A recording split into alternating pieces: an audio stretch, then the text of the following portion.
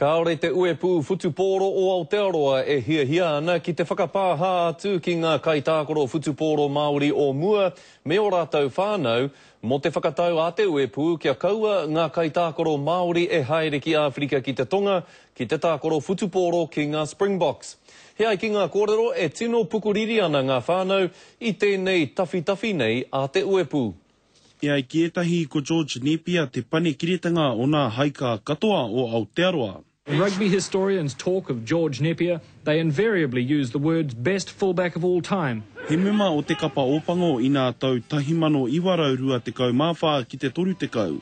Ko ia hoki tēnā i whakakorengia mai i te haerenga ki Āwherika ki te tonga i te tau ko 1928 mo nā huatana kaikiri a te tangata whenua o Reira ki nā tangata iwi taketake.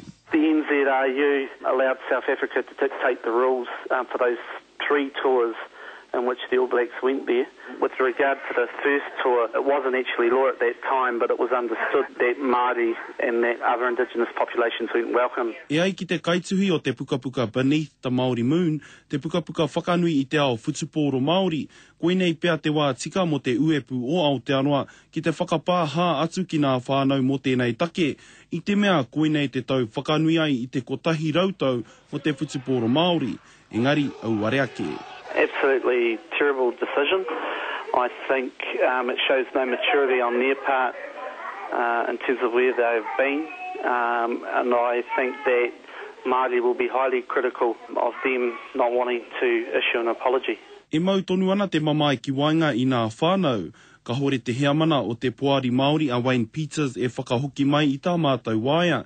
Heoi anō kua puta ki anō o nā whakaaro e hara tēnei i te wā hei titiro whakamuri, engari heanga whakamu ake. I nā whakaaroa etahi heaha tōna mohiotanga ki tēnei tākaro. What level of rugby did that guy play? Has he got the mana to speak for the Māori team or for the All Blacks? E ai ki te whānau Napier me whakapāha tonu te uepu ki nā whānau nei. I think that's the general consensus throughout the Māori population of Aotearoa that it should happen. Hei tā Malcolm ko te mahi nei me aro ki nā kēmu kei te haere mai me tautoko kaha te iwi Māori ki tō rātou kapa futuporo kia kore tērā e taka ki raro. Rā paira tawhai te karere.